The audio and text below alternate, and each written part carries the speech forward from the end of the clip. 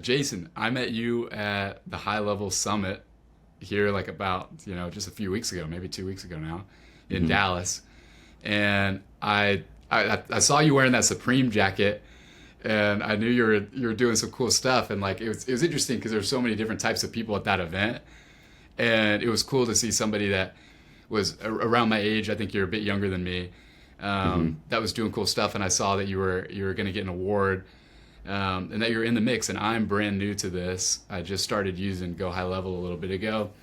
Yeah, I see like all the opportunities, so I wanted to catch up with you and just kind of from a beginner to ask somebody who's experienced some questions and see like what your for thoughts sure, on man. things with Yeah, yeah, GoHighLevel. sounds good. It So was great meeting you, thanks man. for Thank you very much for thanks for having me on the show. It's great to be here, and hopefully I'll be able to drop some knowledge and teach some people some stuff or whatever, you know.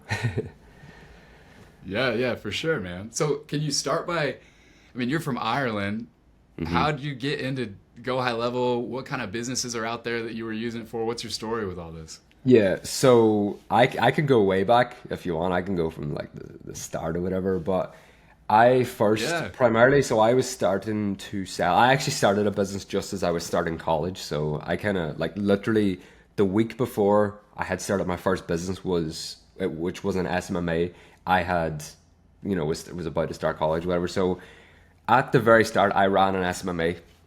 It's a social media marketing agency. I was providing content creation to car dealerships all across the UK and Ireland. And the thing was, it was a good business model. It was content creation, so it was all your infographics. So anytime a car dealership would get a new vehicle in stock, I would do up some content and help them post on the social media and stuff.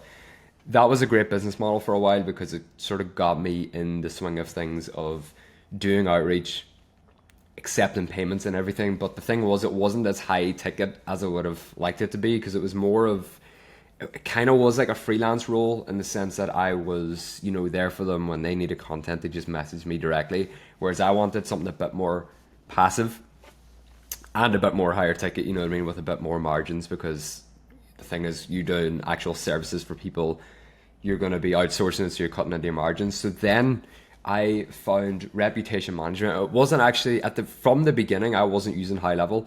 It was another platform, and but it only did reputation management. It didn't do all your email follow ups and SMS and a website builder and everything. I then jumped into the reputation management, was selling it for 197 a month.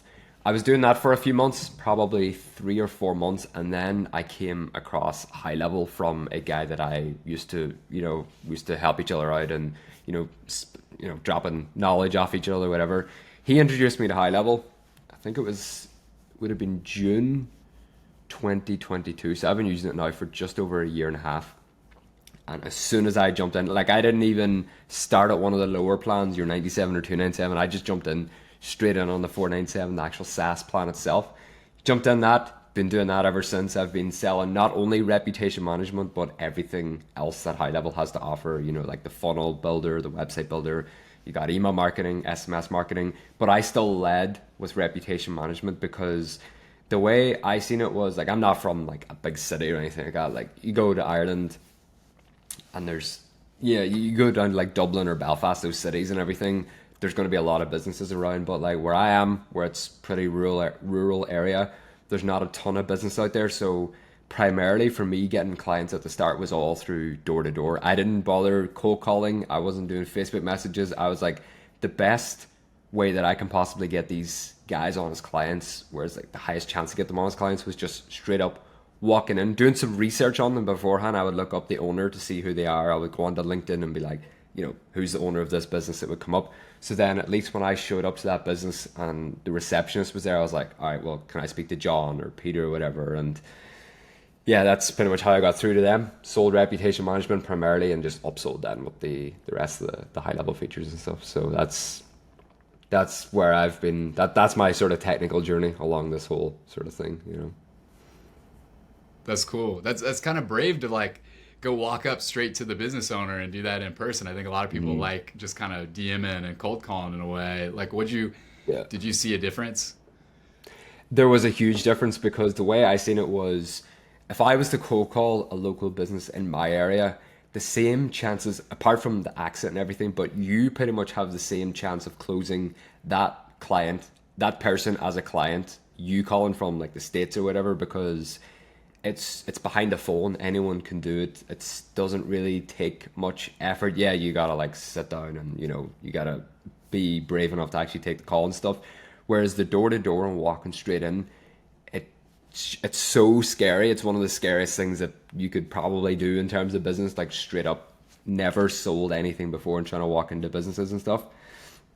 But there was just a huge difference because I was showing myself. I was like a local guy, so they were like, okay, well, the way I seen it was like, even if they don't sign up or take a free trial, they're still going to at least hear me out, because you do cold calls, you're going to get so many rejections, but you're also going to get a lot of nasty things back at you, because these business owners are getting called every single day, multiple times a day, whereas there's barely anyone walking into businesses.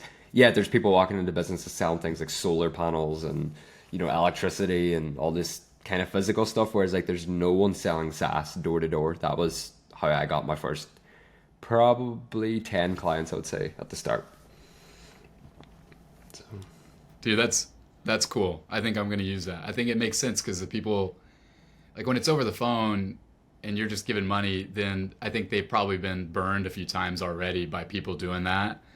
And when they can't see a face, it's just like they just feel like you're just somebody else trying to get them on like a Exactly, and that's why I said it's the same effort, not the same effort, but the chances of you closing a business local to me is the same chances. Like it's the exact same as me trying to close them, because it's just behind a phone. There's no emotion. Yeah, they can hear the difference in the accent, but it's just nothing. There's nothing like going door to door. What kind of feedback did you get from businesses when you would go in person and you introduced yourself and talked about this at the Yeah, start? so you can imagine being a young guy that is like 5, 10 minutes down the road. It was all pretty positive. I never had really any negative experiences, because back when I was doing that, so right now I'm only 20 years of age. Back when I was doing that, I was only 18, so I was even younger again. I didn't have, well, I could grow this, but I didn't have all this facial hair and stuff. So I was just this young kid walking in, trying to start a local business. And I think if anything, the way they seen it was trying to support the local guy. And the thing is, when you go locally, especially in Ireland where everyone knows everyone, it's like, oh yeah, I know his grandmother. I'll hear him out. Whereas like the cold calls, it's completely different. You know what I mean? There's none of that connection at all. You know. Yeah. What was it like when you started going into businesses? Had you already been in Go High Level for a minute? Like, were you already doing the things you were offering to these businesses, or were you going to, were you kind of figuring that out along the way? I had been using High Level for about a week, and I just sort of jumped straight into the deep end. I walked into any other person would have probably went into a local, like a small restaurant or a cafe or something like that. I was going into the biggest hotels in my area, those hotels that are making like tens of thousands, hundreds of thousands a month, like proper the actual hotels, you know what I mean? So I just jumped straight in there because I don't know why I done that, but it worked. My first 3 or 4 clients, I'd say, were pretty much the hotels around me locally. Yeah. So. Wow. Yeah. I mean, that's dope. I mean, that's like, I'd be nervous, walking in there. Like, I think a lot of people instinctively just go for the smallest businesses they could find. And in a way, I feel like maybe your services helped the bigger companies more faster, because they're getting, I imagine those hotels were already getting leads and stuff in their own way, and then when you came in, it was just like maximizing that versus trying to start something from scratch. Is that kind of Exactly, how it and I happened? wasn't selling the entire high level system to these hotels, because they already had the social media like the social media managers posting their content. They already had their platforms built out for all the email marketing. I was just a young guy. I didn't want to come in there, try and mess up some domain stuff and completely wreck their entire system. So I was only offering reputation management to those hotels.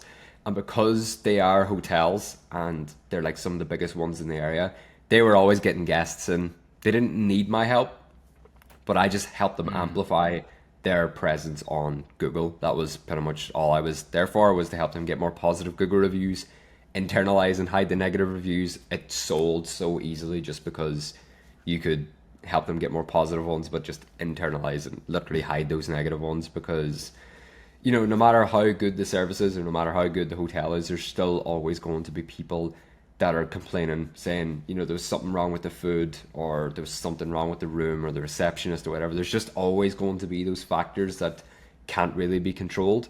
So the fact that we could internalize those negative reviews, it just that was the game changer for me, to be honest.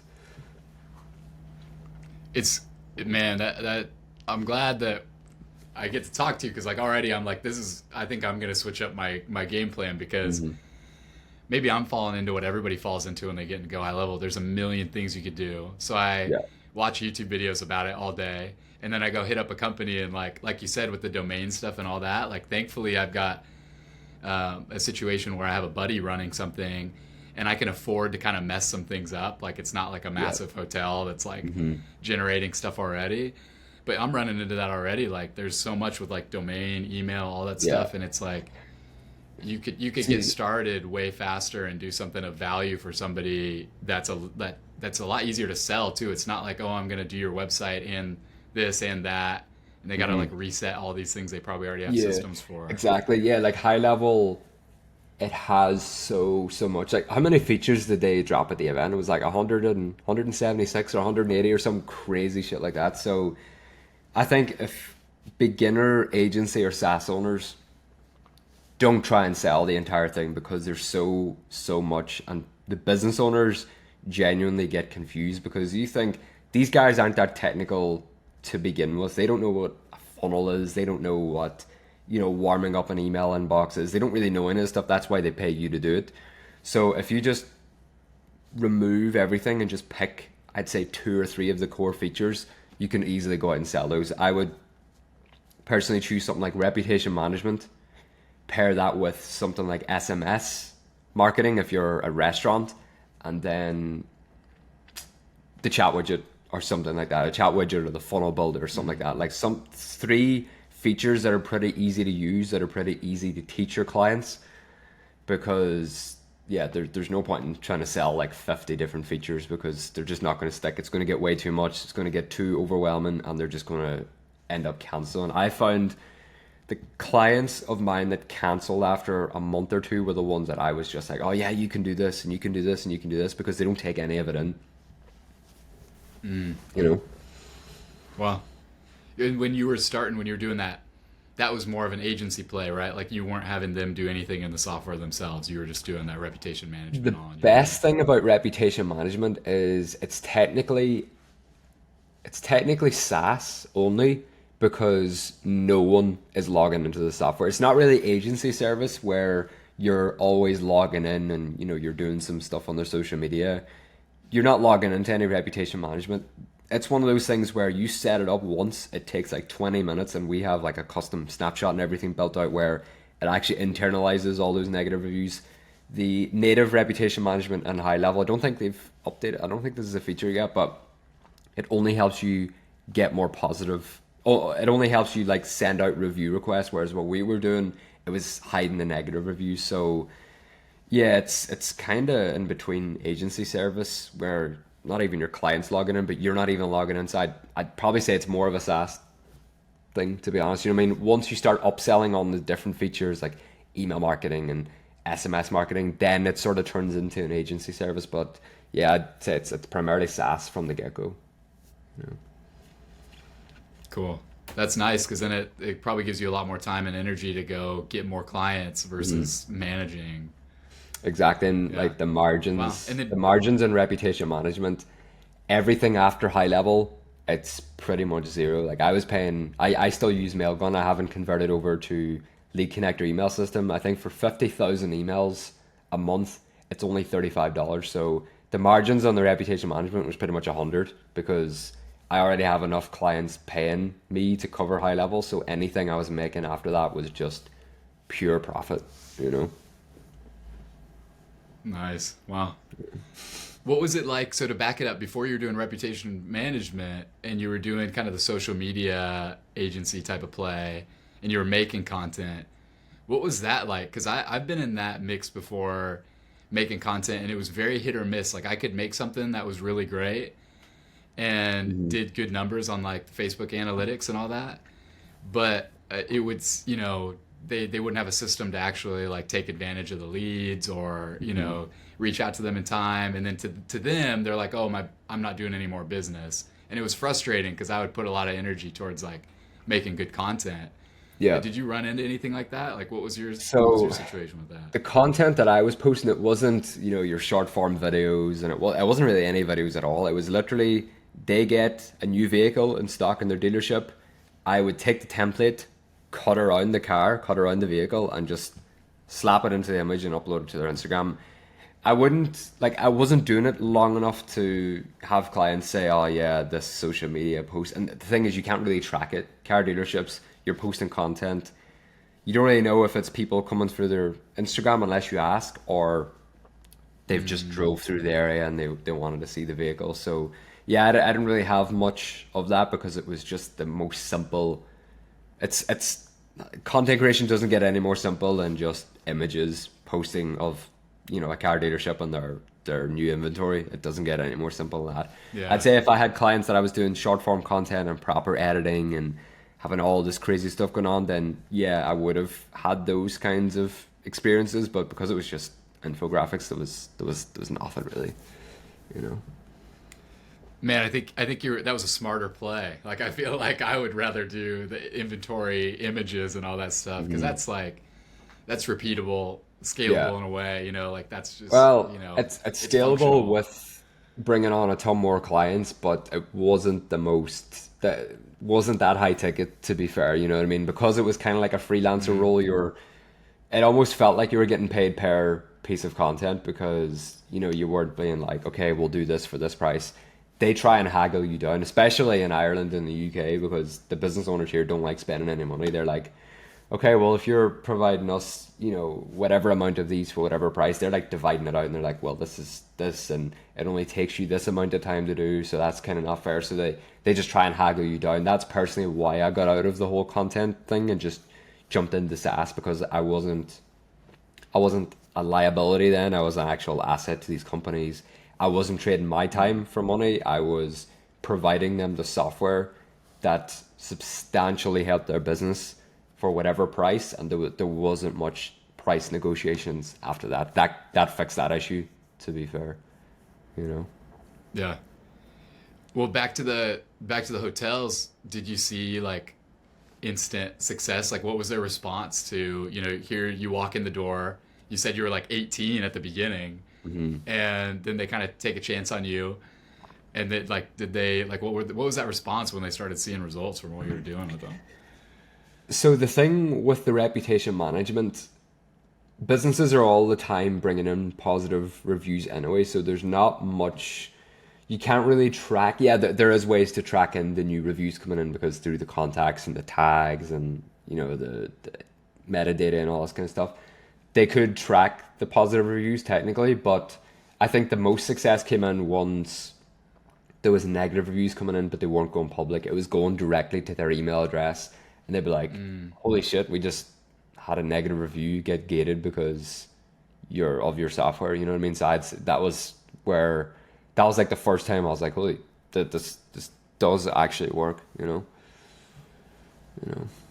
that's cool. And then like on the flip side, if it actually was like a review that they needed to like work on, I think that's interesting that it doesn't just like take out the review. Like Mhm. it emails them and they're like actually able to really see what the customers are like saying and thinking. And Exactly, and they can see that's what is actually going wrong with their business because business owners, yeah, they're checking their reviews all the time, but they're not really getting emailed. You just got a negative review. Once they get that email in, and there might have been something to do with the food again, or like the room or the receptionist.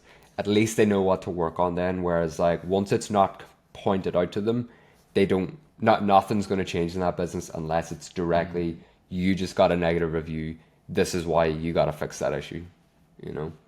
And that like the thing yeah. is And the with the timing. email, whenever they would get a negative review, in high level, it's literally just an internal notification. And because it was an email, you can customize it. So I would always write on there, reach out to this person, get the issue resolved, because it's like, because they have their contact details, they have their email, they have their phone number, they could just straight up call them and offer maybe a 20% off or 50% off or a free meal or whatever they want to do. It was a good way to incentivize the people to come back to maybe get a positive review in the long term. Man, that's cool because that actually helps the business fix things if they need, and like the timing's so major too. Like I imagine like even if the bad review was like honest and maybe right about a service that was lacking, you're right. Like if the manager sees that like a month later and it's just kind of in a feed of a bunch of other stuff, sometimes you can't. A lot of those negative reviews aren't real, and it's just kind of like in the mush of all that other stuff. Like instead they get to like address it immediately. That's just like good Exactly. business. And the thing is, if it was a review that might have been posted a few weeks down the line and it was about a certain staff member that might have like completely ruined their experience, they won't know what staff member was on that night because it was just so long ago. Whereas like as soon as that negative review comes in, they're getting pinged an app notification, they're getting pinged an email. So they're like, okay, well, it had to have been someone here. Not that I tried to ever get someone sacked or anything like that, but it was just a good way for the business owner to know exactly what was going on in the business negatively. Yeah. Oh, that's dope. That's really. I see how like you were able to sell that Yeah. because that's a really clean sales pitch to like that's Yeah, a and real the thing benefit, is, not it's just like sold. fancy tech features. Exactly. It didn't matter where they were, whether it was like a big city where there's always people coming in every single day. There's just so much going on. And also the businesses out in the countryside and the small towns and stuff like that, because you got people coming in and it doesn't take much to rank on Google just because there's not millions of businesses here in all these areas, you know what I mean? Whereas like you go to where we were in Dallas last week for the event, you go to Google Maps and there's hundreds of businesses there. So it takes a lot for people to actually find a hotel or find those reviews or whatever. Whereas like there's not much options for people to choose from out here, so they need to make sure that their reputation is on point. Yeah. Cool. How has that evolved? So you were doing the agency, you were really sticking with reputation management. Did any of those clients want to branch out and do other things that you could implement and go high level, or did you start reaching out to other people or doing any kind of other features? So for me, it was mainly just about growing and getting more clients on. The clients that I have on, they mainly just stuck to what I originally offered. So the reputation management paired with something like SMS marketing. There's some clients that still don't know the half of what GrowthRate, which is my white label SaaS, actually does. You know what I mean? Just because we haven't really went down there. Because I mean, what I found, if once a client's been on for around 3 months, they're a client for life at that point. You know what I mean? It's you very rarely get people canceling after 3 months, because at that point they've already, all their contacts are in there, their website and funnels built in there, all their email marketing's in there, their domains connected up. So at that point it's just too big of a hassle to cancel. And then once you kind of you can tell when clients are getting close to canceling, because they stop messaging back. You're like, oh shit, this guy, I'm going to get the message in the next week saying I want to cancel. So you can tell in advance, and then I would offer incentives. I'd be like, yeah, we're giving away 50% off for the next month if you want to stay on there. And then you show them other features, and then they're just roped back in again, and they just want to keep paying for it, because it's then they realize how big of a hassle it is to switch again to another platform. Yeah. How'd you start getting into that side of things? Like, because you were doing reputation management, what was the transition to like starting to build funnels for people and doing all that stuff? I wouldn't say there was like a big switch. It was more the industries that I was reaching out to. So, you got your hotels and you got your restaurants. They don't need funnels. Like, they don't know what a funnel is. They never need to know what a funnel is. They just need to have a website that connects up to some sort of booking platform. Whereas when I started working with, online coaches and, gyms and things like that, it was then where they're a bit more technologically advanced. They know what a funnel is. They know what a sales cycle is. They know what a CRM is. So it was more me switching industries, adding on industries, maybe not switching because I've still have clients in a ton of different industries. It was more when I added on these different industries, they needed different things. You know, like your PTs and online trainers, they don't need reputation management. They don't. They just don't. They need the funnels. They need the automations and everything. So, yeah. Cool.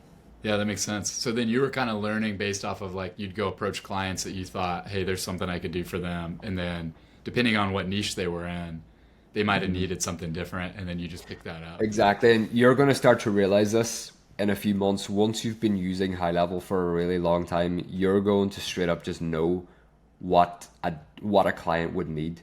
You know what I mean? You're going to be able to look at an industry, look at a niche, and know exactly the features that you can sell them. And you'll also know exactly what to not show them to scare them off, because, you know, you're not going to be showing, like I said, you're not going to show a restaurant owner what a sales funnel is, because then they're just going to be like, okay, there's like way too much in here. Maybe this isn't the right fit for me. Even if every other feature is exactly what they need, once they start seeing features that they don't need, they're like, yeah, maybe this isn't the right fit. Just it's just the way people work. They just get scared when they see something that they don't know what it is, you know. Yeah. You know. Yeah, that's good advice. I wish I already slipped into that, because I'd get excited by the features and all this stuff. And then I kind of thought, oh, you could, why wouldn't anybody want a funnel for this stuff? But you're right. Mm-hmm. Like when you start diving into all those features and it's not really clearly defined of like why it would be a fit for them, they totally check out. It's an uphill battle Yeah, to sell. exactly. Yeah, that's for sure, man. That's for sure. Yeah. When did you start kind of getting interested in the affiliate game? Because that's what you got your award for, right? At high level this last week. Correct. Yeah, I won one of the Affiliate Awards, and it was two weeks ago, and at the show in Dallas. Yeah, so I started getting into the affiliate side of things when I had people. So I was in a lot of Facebook groups and all these different communities and everything, and people were obviously doing a lot of networking. They're like, what do you do? And it was primarily SMMA groups. I got into high level really as it was starting to pick up. I was pretty lucky. I wasn't, I had never signed up under any like big affiliates because there wasn't really any of the big affiliates around that had good offers to sign up under, you know what I mean? Yeah, there was a few here and there, but it wasn't as big as it is now. So yeah, I started getting into that then. It was around January. I started posting content back in December 2022, so we're coming up to a year now in the affiliate side of things. So yeah, I had all those people reaching out, how do I do this? Why is this different to what I do? And then you jump on a call, and I'd originally planned on just selling those people my SaaS because they needed like funnels for their SMMAs and stuff, but I kind of realized I seen an opportunity there too. I was like, why don't we just start a SaaS? Just drop what you're doing now. Exactly what I done. Go from the SMMA to the SaaS. And yeah, once I got a few affiliates on there, I was like, yeah, this is a good way of making an extra income, because the thing is, the affiliate game, it's a good way of making money, but it's not as like passive as people make it out to be, because you still got to coach these people. You got to make sure they know what they're doing. You got to make sure that they've set up their website and connected up their domains and everything. So it's one of those things that's very hands-on, but if you can crack the code and if you can get a lot of eyeballs through your content, it'll work. It'll pay off, I really respect that you were doing this and helping out businesses and using this before you started turning around and teaching people. I think that's like the coolest thing, especially now, like this high level is getting bigger. You can't really tell if somebody just came in and immediately started trying to go the affiliate route and exactly. I teach it before they've done it. So exactly, like there's going to be affiliates out there that do find success doing affiliate only, but I just couldn't jump straight into affiliate and try and pretend to people that I know how to run a SaaS if I've never run a SaaS. That's why I made sure that I got my SaaS to a stage where it was like, this is enough social proof to show you I know how to set it up. I know how to get clients on board. I know how to set up all these cold email campaigns. So now I'll teach you, because there's a lot of like gurus in the space that just go straight into selling the course and the coaching before they've even done what they're trying to teach people, because nobody wins then. Yeah, you might get your quick buck. You might sell your course at like 3 or 500 euro or €1,000, but no one's going to win in the end, because that's the good thing about the high level affiliate program is you don't keep earning unless people are actually sticking and using the platform and finding success, because they can just straight up cancel. You know what I mean? So it ensures you that you're going to learn the insides of the whole system, and you're going to learn everything that there is to learn about high level before you actually do jump into the affiliate side of things. You know what I mean? Yeah. Yeah. What have you experienced like in teaching other people how to use this? What, like, any cool stories? What's kind of come about now that you've been, helping other people? I would say in terms of like cool stories and stuff, I'd say the success stories, like all my testimonials and everything, I have them on my landing page. It's you got guys that have like completely changed their life. Like I got a guy in my community, he's called Jishnu. He started when he was 17, and he's doing, I think at the moment he's doing 5 to 6 thousand a month as a 17-year-old student that's still studying. That's a lot of money for anyone, but especially at that age. And then Yeah. we got other results and stuff in there. Not going to go into too many names because there's just probably there's quite a few, but also I'm not sure if they be want me to share too much, whatever. But it's really just how much people have completely changed their situation just because they found one of my videos, they jumped on a call, they signed up to a completely free 30-day trial for high level, and then they learned it and they just started straight up selling it. You know what I mean? I think that's the best part about all this. Yeah, it's cool, like, making the money and seeing the commissions and stuff and winning the awards and stuff. But at the end of the day, knowing that I've changed lives, that's enough for me. Yeah. Oh, that's sick.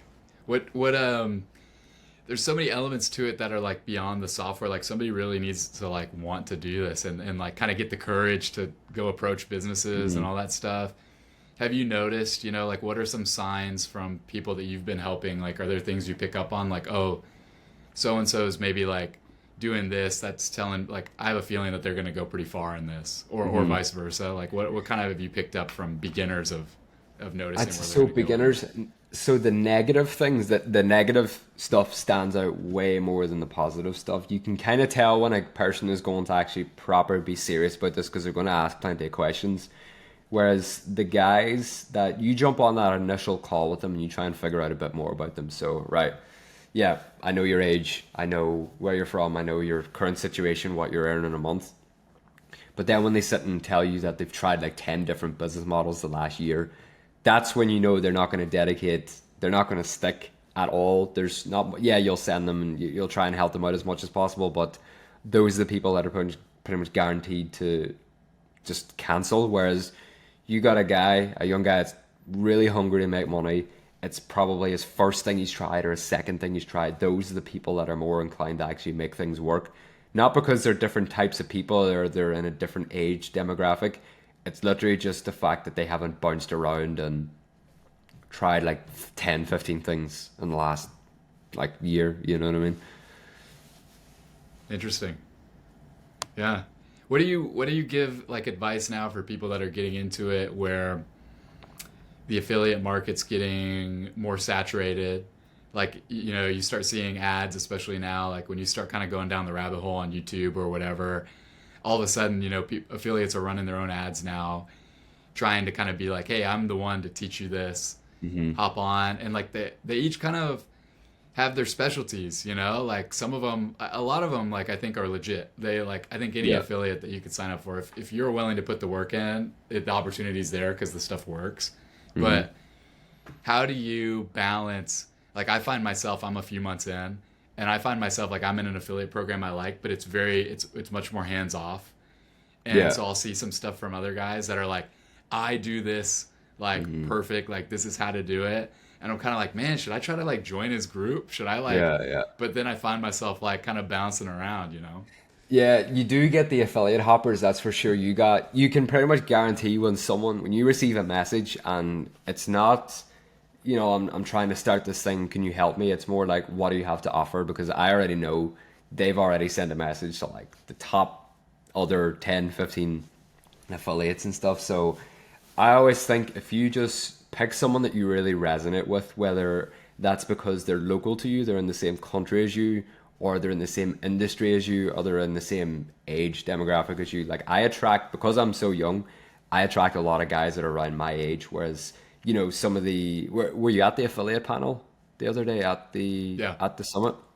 Where it's like you got those like Yeah. older affiliates on the stage, and they attract the older demographic because they attract the older audience from the content and everything, because you know your content's pushed out to people like you. So yeah, stick with someone that's similar to you. You know what I mean? Like same age, from the same area, doing the same thing as you. That's my best advice for someone to trying to look for someone to work with or whatever. You know what I mean? And to give some advice to an actual affiliate, just provide as much value as you possibly can. There's so many other affiliates out there, and they're just crushing it with the affiliate game, but you get a lot of those people's affiliates reaching out and being like, yeah, well, I don't really know how this works or this works. And you're like, you've been using high level for 6 months and you don't know what a funnel is. It's like, yeah, you're a parent affiliate, or you're the person you signed up under obviously didn't do a great job at all, you know? Yeah. You know? What kind of got you into like the marketing side of this? Because it's like I definitely can see like now it's popular. People might get sucked in because they're like, oh, this is an opportunity to make money. But in reality, it's a whole industry that's existed for a very long time, which is just marketing. Now it's like Yeah. it's digital, and a lot of like the tools we're using to, you know, do cool things now are new automations and stuff like that. But like funnels and all that stuff were all kind of variations on things that people were doing back in like newspaper Yeah. days and like before that. Like, did you think you were going to get into this industry, and like what kind of stuff have you been interested in before? So before I ever started any business, I always wanted to be like a rapper back in the day. That's just what I wanted to do. I wanted Cool. to get into music and stuff. But then I seen it. I was like, it's just, yeah, obviously you gotta have like a lot of talent and everything, but it's like there's a lot of chances you gotta take. Whereas I was like, if I start a business, if I just don't give up at all, and if I work at the right things, and if I'm reaching out to the right businesses, I think just the chances of having a successful business is way higher than trying to make it big in the music industry. You know what I mean? In terms of the marketing industry as a whole, I was never sure of what I want to do, but I looked at things like e-commerce. So I pretty much like put them on a list. All the other things, I was like, okay, I could try day trading, I could try e-commerce, so drop shipping, or I could get into the marketing side of things. I weighed up the pros and cons. I looked at e-commerce, not as high margins. You got to deal with returns, and obviously you can hire people. But starting out as like a 17, 18-year-old kid, I was like, I want something that's just going to make sense for me long term, because there's trends in the e-commerce space as well. You know, we're coming up to Christmas now, so everyone's got to change their drop shipping stores to just sell Christmas items. Whereas the day traders, you got to have a decent bit of capital starting. So I crossed everything out, and I was like, well, marketing it is, because the thing is with marketing, you can create something from nothing. You can literally generate revenue from something you've learned online. You're able to apply it and help a business, and you're able to just make money that way. You're able to earn the money that way. Whereas a lot of other industries out there, you just need to, it's just not like that. You got to have too much funds. You got to have like a lot of funds starting out or whatever, you know what I mean? So just marketing made sense for me after they're thinking about the rapping and stuff. Yeah. Man, that's cool. And you can always, I mean, man, now like you're creating a whole new different lifestyle. Like there's a lot of freedom in this game when you like put the energy in and you actually start helping other businesses make money. That was a big thing that I learned with this is, I came from the video side and I would make commercials, but I was a piece in the bigger process. Like people didn't want videos. They wanted more customers. They wanted to make more Yeah. money. And to make more money, they needed more customers. And they thought one of the pieces of that puzzle was to make videos. And so Yeah. I'm just now learning like there is kind of that like the further removed you are to the base goal of like I can make this business money. Like I wasn't there. I was like I can make this business a video, and then they'd kind of have to figure out Yeah. how to get from there to make more money. And it's I mean, just like it such goes a back to all the high level stuff again. It's business owners don't really care how they bring in More money or more revenue, they just care. All they want to see is it getting done, whether that's through commercials like you do, or whether that's through email marketing or ads or reputation management. They couldn't care less about how you make them more money. All they care about is the fact that it just comes in, you know. Yeah. I like the fact though that the high level system is like it's pretty much as close as you can get to printing the money for them. You know, like Hmm. all the other things like you can hire out. Like there's a lot of things like remove like where if I were to do high level, maybe I'd make the video myself, but now I kind of understand the mindset from the business owner of that's a piece that connects after I have like my system in place because there's no Hmm. point, and that's the problem that I would run into in my industry is sometimes you'd make really great ad or piece of content that would Hmm. actually do well statistically on like the Facebook metrics, Yeah. views, cost per lead, all that stuff. But there was no system in place for them to like turn it into money. And Hmm. then, like there was that missing thing. So what's dope about high level and like the kind of Yeah. stuff that you were offering these hotels and things like that is that was close to this, like you were building the system and everything else Hmm. they wanted to do on top of that could come through and maximize it. Exactly. I think high level is a missing link in no matter what industry you're in. I think if you're not utilizing high level or some sort of white labeled version of high level, there's a lot there you could be doing. You got it spot on there. You could be running ads and you would have the best metrics. But if you're not converting them in the back end because you don't have the right follow up systems or the funnel that they ultimately get sent to is trash, it's just not going to work. You know what I mean? Like you could spend thousands on the ads, you could have the best person running the ads, whereas high level just takes a lot of that friction of someone doing it manually. Like take a dentist for example. If you're to run ads for a dentist, the dentists that don't have some sort of follow up system, they have a receptionist. As soon as a lead comes in, it could be an hour or two by the time they get followed up with. They might be on lunch. They mightn't just feel like doing it right now. Whereas no matter what, you have high level there to just count on. Okay, as soon as this lead comes in, we got a 3 minute wait step on here, and then they're going to receive an SMS. You know. Yeah, that's cool. What's your onboarding process like? Are you still going into businesses? Are you still going after new clients, or if you're not, like, could you talk about like what you were doing? What's that onboarding like? The onboarding's pretty simple. Again, this goes back to understanding what the different types of industries can use. You know, like the restaurants and hotels using reputation management, the online coaches using funnels.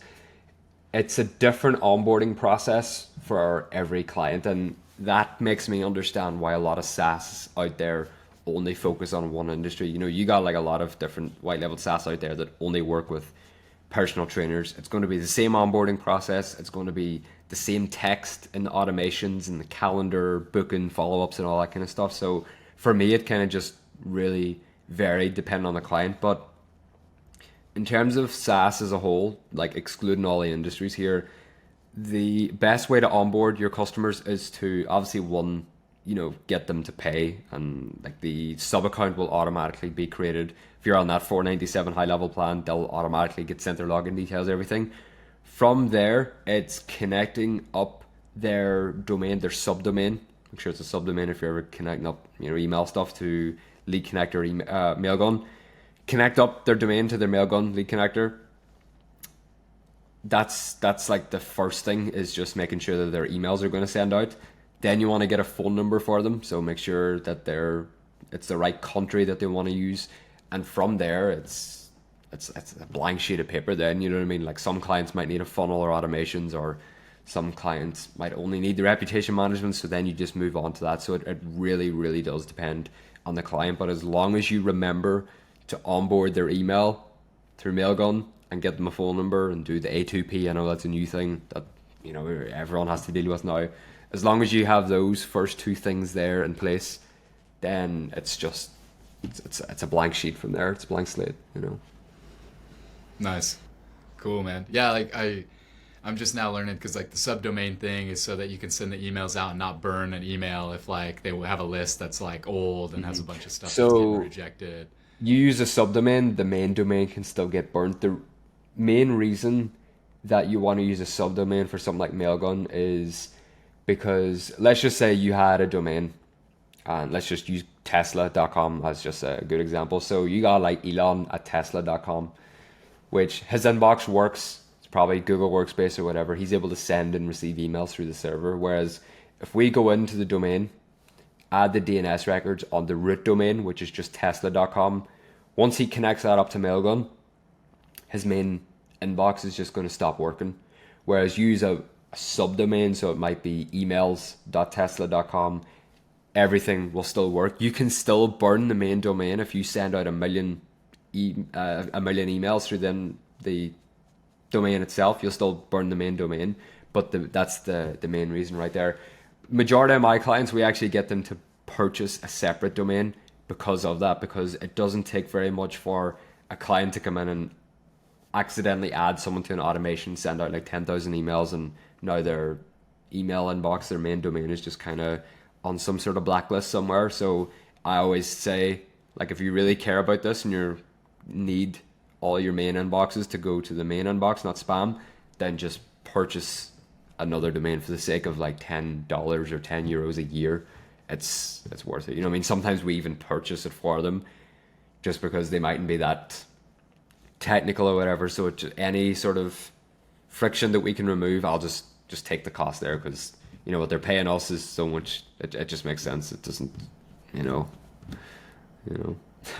Yeah. So in that scenario, you would go buy a full domain, but like the domain would be almost similar to like what you'd name the subdomain, mail, you know, Yeah, so mailtesla.com or something like that, the or mail. variations, and this is going down, like if you're doing a ton of cold emails, if anyone's big into the cold email space, they know that they need multiple domains and multiple inboxes and everything. But take Tesla again, for example. So you got Tesla.com as the main domain, whereas if I was going to onboard Elon onto GrowthRate, the software right now, and I wanted to connect up his inbox, I would probably buy a domain like teslamarketing.com or teslainfo.com or something like that. Just some sort of slight variation.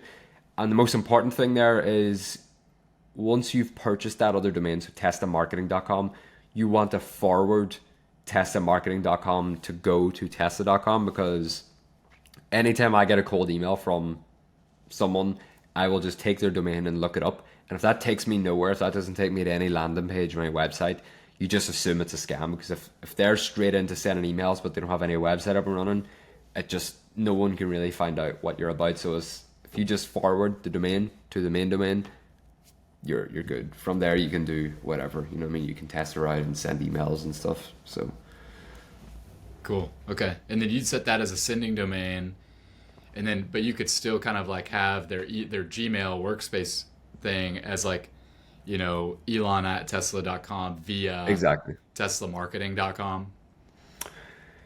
Yeah, exactly. Yeah. Okay. Exactly that, That's what yeah. I got into because I'm working through that right now with the lead connector thing, because I started doing the email deal, and sure enough, like his regular Gmail workspace stopped working because I was messing around with the DNS on his like root domain Yeah. and all that stuff. So that was a learning experience for me. So I'm still doing the subdomain on lead connector, but it makes sense. Like if you're like playing with a much bigger client and they've Yeah. you shouldn't risk those types of things. It'd be a lot easier to just pay the $10 for a domain and Exactly. So be are you safe. referring to, you use the message sender, the main domain that they have on there, the Yes. default? Yeah, Yeah. just try not to use that anymore, because I would say at this point 99% of those emails are just going straight to spam. You think like every single high level user has probably sent emails from that, and the beginners are just using that.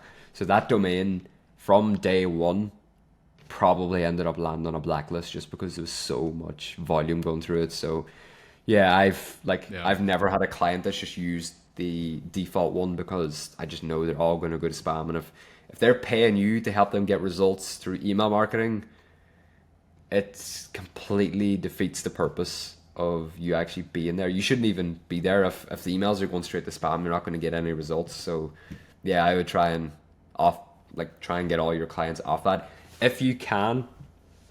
If your clients, if they don't have domains and everything, and you don't want to purchase a domain for like all your clients, I would buy a general domain. You see, the way they use Lead Connector. I would buy something else. I would maybe have it, if you're SaaS. Like my SaaS is called GrowthRate, so I would maybe buy some slight variation of the GrowthRate domain and then have all my clients use that. So at least there's not a million emails getting sent a day. It might be 500 a day throughout all my clients, but at least there's less volume going out.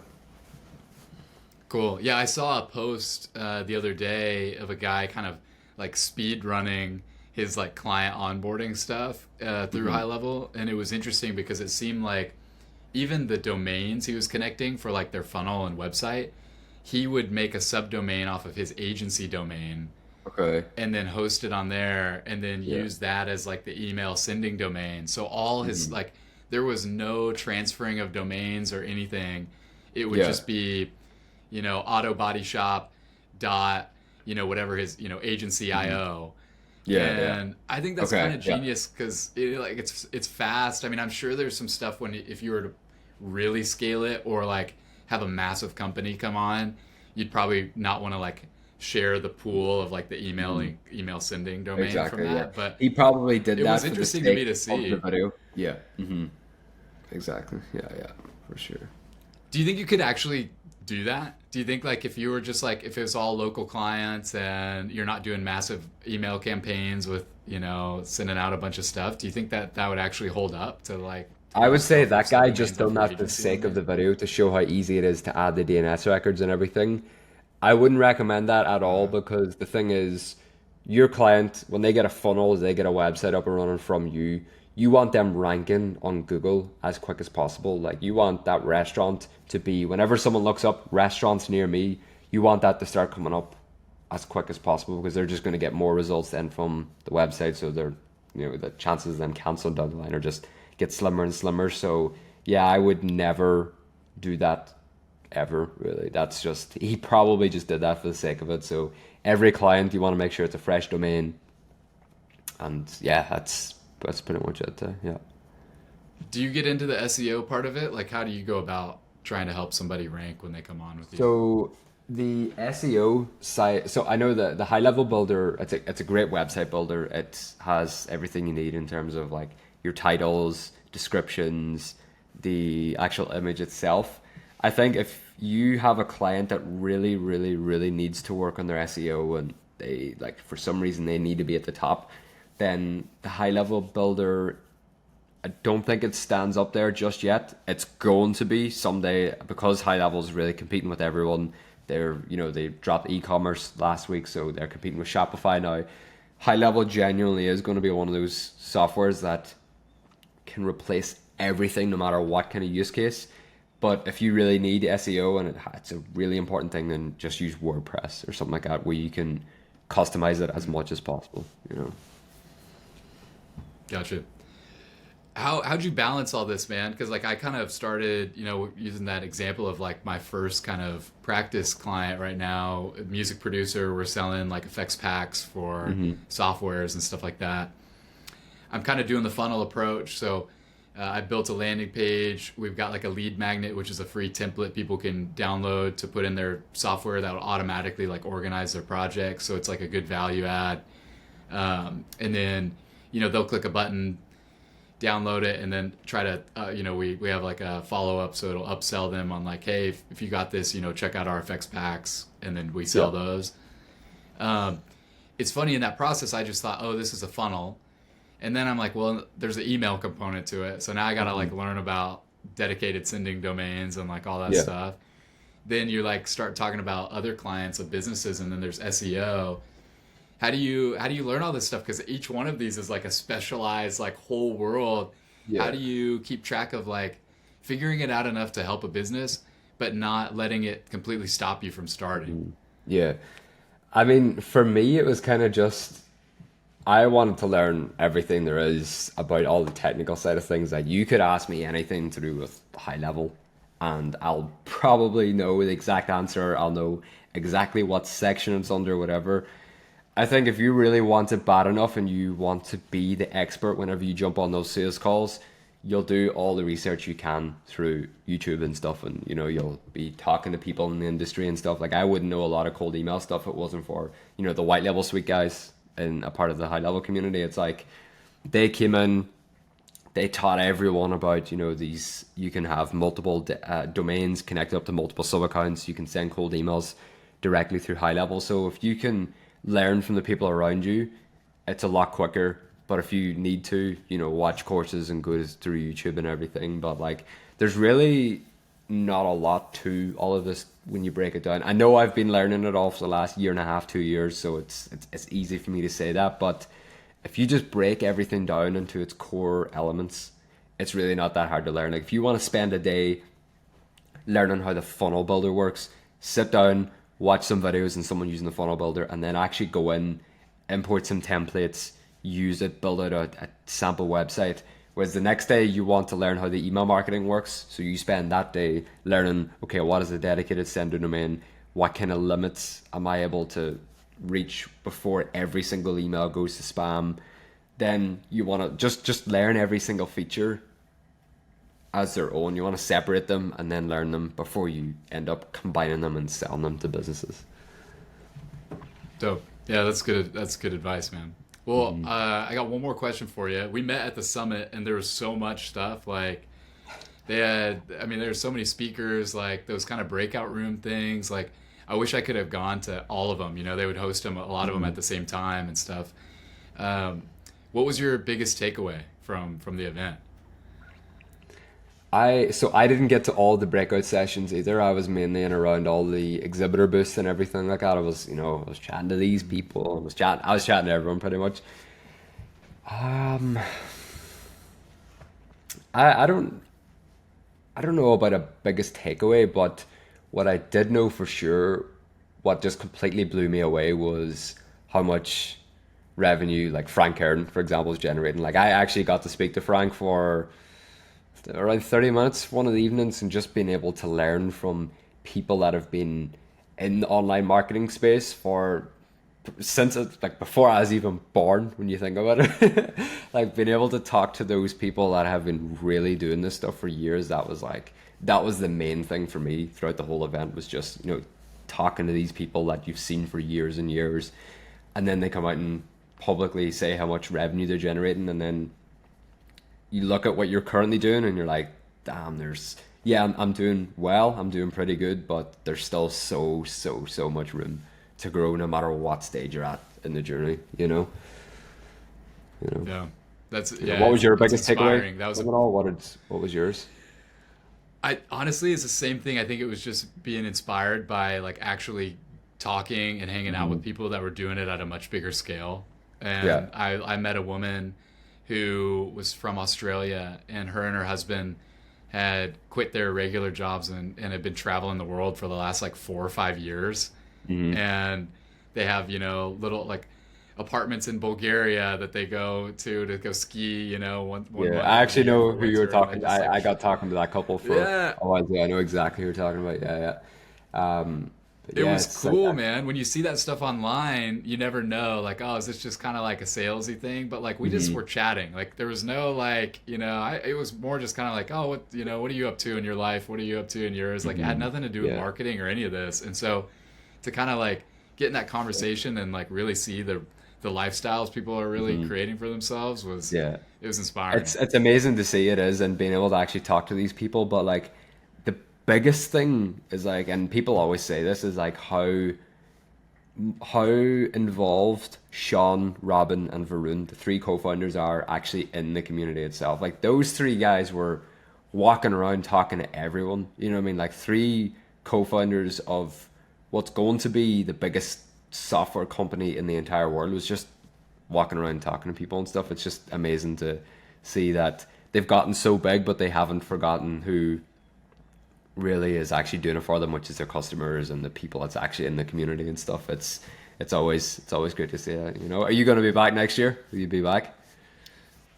For sure, I'm motivated now, man. I'm gonna try to like cook as much as I can and go high level in the next year. And Yeah. yeah, for sure, it was a really special event. Yeah, for sure. And I know you'll For be sure. back too. You'll be getting the gold affiliaire Uh, and some other stuff, I'm yeah, sure. hopefully, man. Hopefully, we'll be back for another award. Yeah, we might see you on the SaaSpreneur award. Hopefully, that'll be Yeah, cool yeah. to see. Be cool to see. Dude, sure, man. that's the goal. Well, man, thanks for chatting. Like it's people like you that I think is like the fun part about the community aspect of it. Mhm. It's not like it's not just sales. Like you're really doing this. You're helping businesses, and for anybody who wants to learn how to help other businesses and make themselves some money and create a lifestyle, like you're helping them like through your affiliate and all that stuff. Like you're teaching them stuff that you've done yourself, and I think that's cool. I think anybody Mhm. interested in high level right now that wants to do it like you did, go to Jason's stuff. Hit up his TikTok and all that stuff. He's super responsive and a cool dude. So I just recommend anybody watching this, go. He's a good one out of all the affiliates. I appreciate it, man. Thank you very much. Thanks for the kind words. Thanks for Yeah. having me on here. It's always good to be talking to you and stuff. And yeah, hopefully we'll be able to do this again. We might be able to do an in-person one of these at the event next year, hopefully. Hell yeah, man. Thanks again. For sure, man. Thanks, Nathan. Cheers, bro.